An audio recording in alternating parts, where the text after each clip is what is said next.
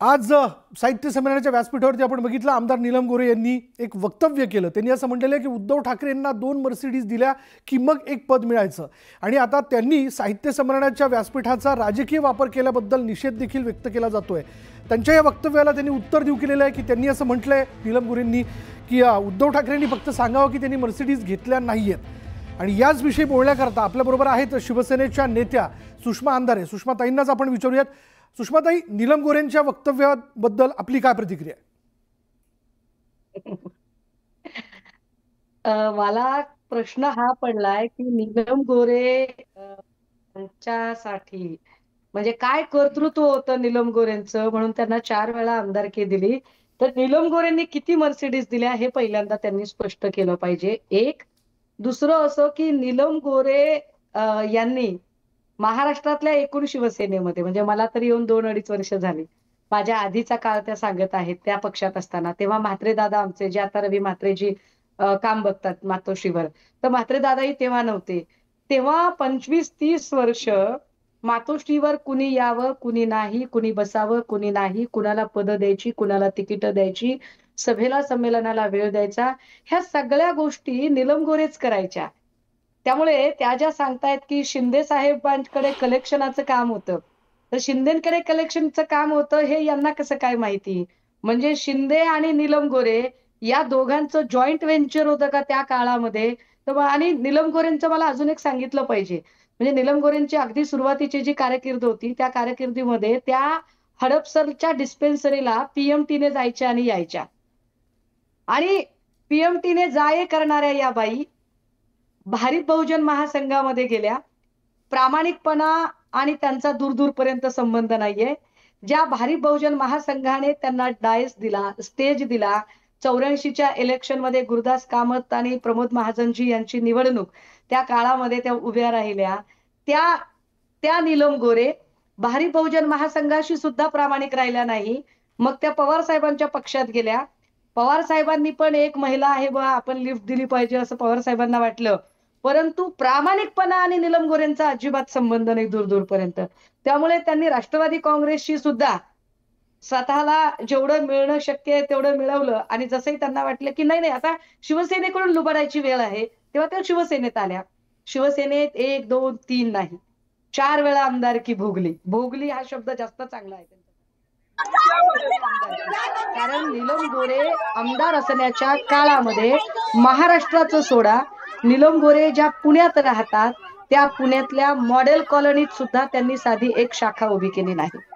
पुण्यातली शिवसेना बापट सेना करण्याचं पाप नीलम गोरेंनी केलं.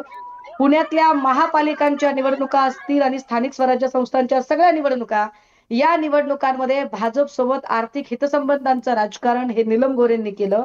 महाराष्ट्रातल्या अनेक मातब्बर आणि अत्यंत चांगल्या ताकदीच्या शिवसैनिकांना दूर लोटण्याचं आणि त्यांना बाजूला ढकलून शिवसेनेमध्ये कधीच त्या वर्तुळात न येऊ देण्याचं पाप हे नीलम गोरेंनी केलं.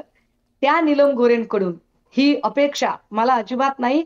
पण याला जोडून मी अजून एक गोष्ट सांगितली पाहिजे दादा, की साहित्य संमेलनामध्ये जेव्हा आपण एखाद्याला सहभागी करून घेतो, नीलम गोरे म्हटल्यावर काय आठवतं तुम्हाला? तुम्हाला तरी काय आठवतं? म्हणजे नीलम गोरे म्हटल्यावर तुम्हाला एखादी त्यांची कादंबरी आठवते का? एखादं पुस्तक आठवतं का? एखादा समीक्षा ग्रंथ आठवतो का? एखादा कविता संग्रह, एखादा ललित संग्रह? अहो काहीच नाही बाबा. गेला बाजार एखादा चारोळी संग्रह तरी तुम्हाला आठवतो का? ज्या बाईंचा साहित्य संमेलनाशी, साहित्याशी दूर दूरपर्यंत संबंध नाहीये, त्यांना या साहित्य संमेलनात बोलावलं कोणी? संजय नहार यांनी निषेध व्यक्त केला, हे सगळं ठीक आहे. परंतु तालकटोरा मैदानावर बाहेर बोलताना नीलम गोरे म्हणाल्या की मी या साहित्य संमेलनात येण्यासाठी 50 लाख रुपये दिलेले आहेत आयोजकांना. हे खरं की खोटं आम्हाला माहित नाही, पण नीलम गोरे स्वतः म्हणतायत की मी 50 लाख रुपये दिलेले आहेत. हे कशाचं द्योतक आहे? साहित्य संमेलनात मध्ये अशा राजकारणी लोकांना बोलावणं ही संमेलनाच्या आयोजकांची अगतिकता आहे की अपरिहार्यता? कारण राजकारण्यांचं सोडून द्या, त्यांना स्वतःला प्रमाणित करून घेण्याची संधीच पाहिजे असते. शासकीय पैशाने ते स्वतःला मिरवून घेण्यासाठी फार उतावीळ झालेले असतात. त्याचाच परिणाम आपल्याला या साहित्य संमेलनामध्येही दिसलाय की केंद्रस्थानी साहित्य संमेलनाचे अध्यक्ष बसण्याच्या ऐवजी सगळी भाजपची पूर्ण सगळी गँग बसलेली आहे. हे कशाचं द्योतक आहे? त्यामुळे अशा साहित्य संमेलनाचा वापर जर राजकीय विरोधकांना नामोहरम करण्यासाठी केला जाणार असेल तर साहित्य संमेलनांची आणि साहित्यिकांची विश्वासार्हता राहणार नाही. कृपया, मी स्वतः साहित्यिक आहे, काही पुस्तकं लिहिली आहेत, माझी पुस्तकं ही अभ्यासक्रमांमधून आहेत. मीही मराठवाडा साहित्य संमेलनामध्ये साहित्यिक म्हणून एका चर्चासत्रात सहभागी होऊन आली आहे आणि साहित्यिकांनी साहित्याच्या मर्यादा ओळखायला हव्यात. अगदी त्याच वेळेला राजकारण्यांनी सुद्धा गट्स असतील ना नीलम गोरेंमध्ये, मी न्यूज 18 लोकमतच्या चॅनलवरून त्यांना आवाहन करतेय, नीलमजी तुमच्यात जर गट्स असतील, आय रिपीट वन्स अगेन, नीलमजी तुमच्यात जर हिम्मत असेल, कुवत असेल, ताकद असेल, सुषमा अंधारे तुमच्यापेक्षा खूप लहान आहे पण सुषमा अंधारेने अख्ख्या राज्यभर महाप्रबोधन यात्रा घेऊन दाखवली. नीलम गोरे, तुम्ही दुसऱ्याच्या पंक्तीत जाऊन बुंदी वाटायचं काम करू नका. तुमच्यात जर हिम्मत असेल तर महाराष्ट्रात स्वतःच्या ताकदीवर एक सभा घेऊन दाखवा. एकनाथ शिंदेचे पैसे वापरून नाही, एकनाथ शिंदेचे पैसे वापरून नाही, स्वतःच्या ताकदीवर एक सभा घेऊन दाखवा. मग आम्ही तुम्हाला मानू आणि तिथे तुम्ही तुमची वक्तव्य करून दाखवा. बघू तुमच्या मागे किती लोक आहेत. अहो, या गोरेबाई प्रवेश करायला गेल्या तर साधं यांच्यासोबत वर्षानुवर्ष राहिलेला आमच्या पुण्यातले आनंद गोयल, ते गोयल सुद्धा गेले नाही हो यांच्यासोबत. एक माणूस ज्या बाईसोबत पक्षप्रवेश करू शकला नाही, ज्या बाईंचा विरोध करून अनेक लोक तिकडे गेलेली होती, ती माणसं तिथूनही सांगतात. कितीतरी आमदार, आज अक्षरशः भाजपच्या आमदारांनी सुद्धा मला फोन करून सांगितलं की नीलम गोरेंना ही भाषा शोभली नाही, पण ती त्यांची पद्धत आहे, ती त्यांची वृत्ती आहे. नीलम गोरे या एका व्यक्तीचं नाव नाही, हे प्रवृत्तीचं नाव आहे. एका विश्वासघातकी आणि बैमान प्रवृत्तीचं हे नाव आहे. सुषमाताई, आपला मुद्दा आणखीन आपण पूर्ण करा, पण यानंतर वेळ झाली का ब्रेकची. ब्रेक नंतर पुन्हा एकदा अगदी 1 मिनिटात मी आपल्याकडे पुन्हा परत येतोय. पहा फक्त न्यूज 18 लोकमत. शिवसेनेचे सगळे कार्यकर्ते जे आहेत तिथं जमलेले आहेत आणि त्यांच्या निषेधाच्या घोषणा ज्या आहेत त्या दिल्या जातात. त्याची दृश्य आपण बघतोय.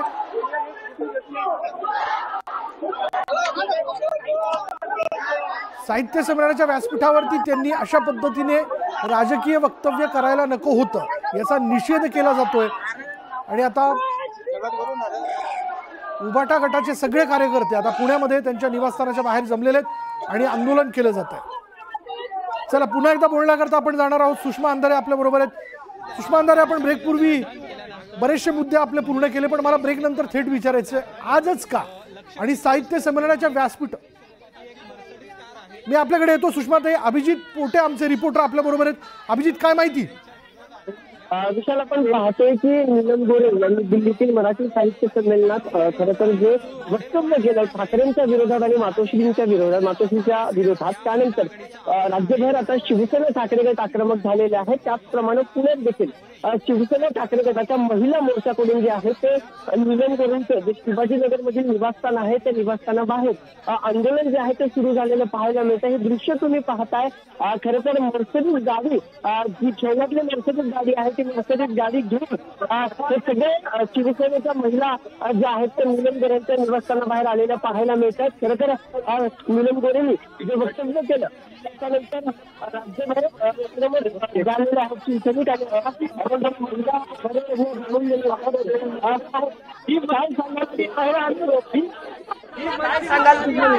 असा मला दुसरा प्रश्न आहे. आणि आजपर्यंत समज तुम्ही इतके मर्सिडीज तुम्हाला उद्धवजी मागत होते तर इतके दिवस तुम्ही मीडियावर का नाही आलात आणि आज तुम्ही मीडियावर काय येताय?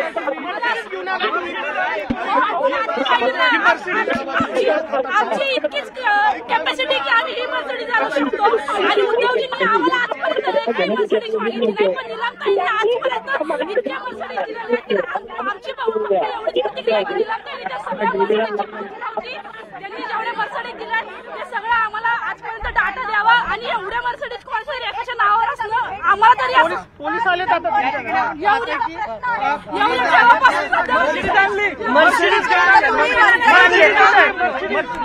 त्यांनी आतापर्यंत मर्सिडीज किती दिल्या त्याच्या पावत्या त्याच्या पावत्या त्यांनी टायरवाले काकू कुणाला म्हणताय तुम्ही? टायरवाले काकू आम्ही नीलमताईंना बोलत आहोत, कारण त्यांनी आज मर्सडीज भेट देण्याची गोष्ट केली. ही भेट आम्ही त्यांना देतोय, आता ही घ्या आणि याच्यातनं गोल गोल फिरा. ज्या नीलम गोरे वाढदिवसाच्या वेळेस आमच्या सामान्य कार्यकर्त्यांना मांडव घालायला सांगतात, सामान्य कार्यकर्त्याला एलईडीच्या माळा लावायला लावतात, त्यांना खर्चात घालतात. प्रत्येक वेळी तिकीट देताना पैशाची मागणी होते. याबाबत नीलमताई बोलतील का? स्त्री आधार केंद्राच्या माध्यमातून नेमकं काय काय होतं याबद्दल सुद्धा नीलमताईंनी बोललं पाहिजे. मुळात इथे हा प्रश्न आहे की तुम्ही जर एवढ्या मर्सडीज दिलेल्या आहेत, ही कार त्यांच्यासाठी आणलेली आम्ही त्यांना दाखवायला की आपल्या मर्सडीज कार उद्धव साहेबांना त्याची लालसा नाहीये. काय करताय? मोठमोठे नेते कार्यकर्ते त्यांना बनवले. आपण पाहतात की हे सगळे शिवसेनेच्या कार्यक्रम झालेले आहेत. जोडेमारो आंदोलन जे आहे ते खरं तर सुषमा अंधारेंच्या विरोधात केलं जाते. विशाल, अगदी 2 मिनिटाच्या हाकेच्या अंतरावर नीलम गोरेंचं घर आहे आणि बरोबर त्या घरासमोर हे सगळे कार्यकर्ते जमलेले आहेत. नीलम गोरे यांच्या विरोधात मर्सिडीज गाडी देखील आणलेली आहे आणि नीलम गोरेंच्या पोस्टर्सला खरं तर जोडेमारो आंदोलन या सगळ्या महिला कार्यकर्त्यांकडून केलं जाते. विशाल, अभिजित, या महिला कार्यकर्त्यांशी बोलता येईल का? काय म्हणणं आहे त्यांचं?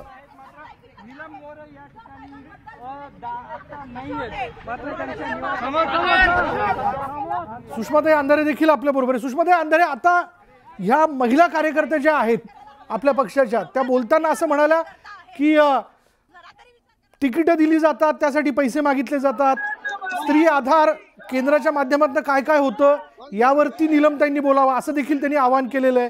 पावत्या दाखवा असं देखील त्यांनी म्हटलंय. असं आहे सुषमाताई, बात निकली तो दूर तलक जाएगी, आता असं म्हणावं लागेल का?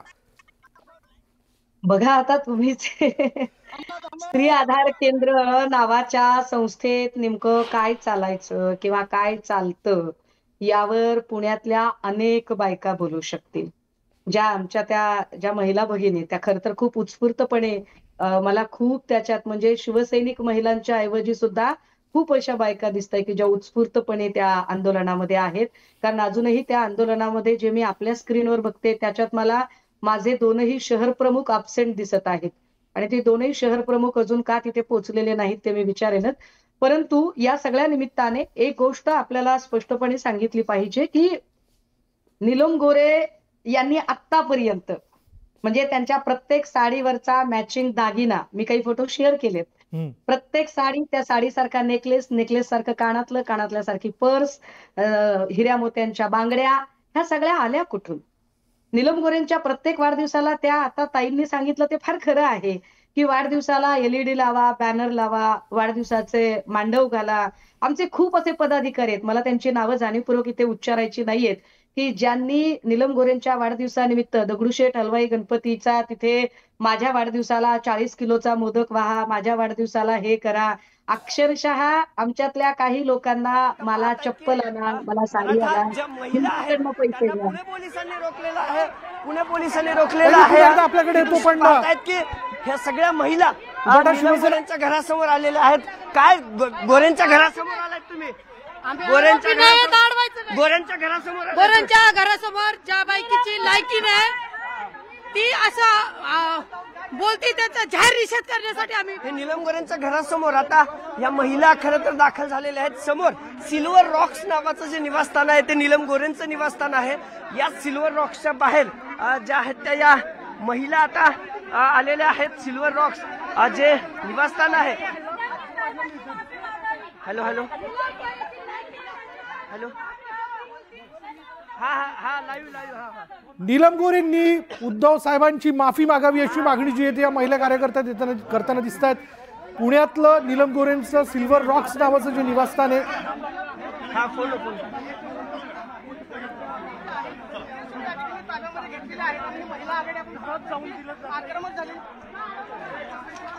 माफी मागावी अशी मागणी जी आहे ती केली जाते. या दृश्यांमध्ये आपण पाहतोय घोषणाबाजीपर्यंत असणारा हा सगळा भाग आता थेट नीलम गोरेंच्या निवासस्थानाच्या गेटपर्यंत जाऊन पोहोचलेला आहे. सगळ्या कार्यकर्ते आक्रमक झाल्याचं आपण पाहतोय.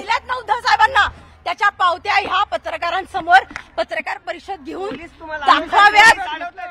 पोलीस आम्हाला दडपणारच आहे, कारण हे सरकार आहे. हे सरकार दडपशाहीचं सरकार आहे. हे सरकार सगळ्यांचा आवाज बंद करतंय.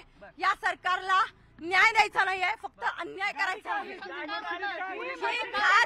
ही खास आम्ही त्यांना भेट देण्यासाठी आणली. त्या ज्या सांगतायत ना, आता ते जे म्हणतात ना मर्सिडीज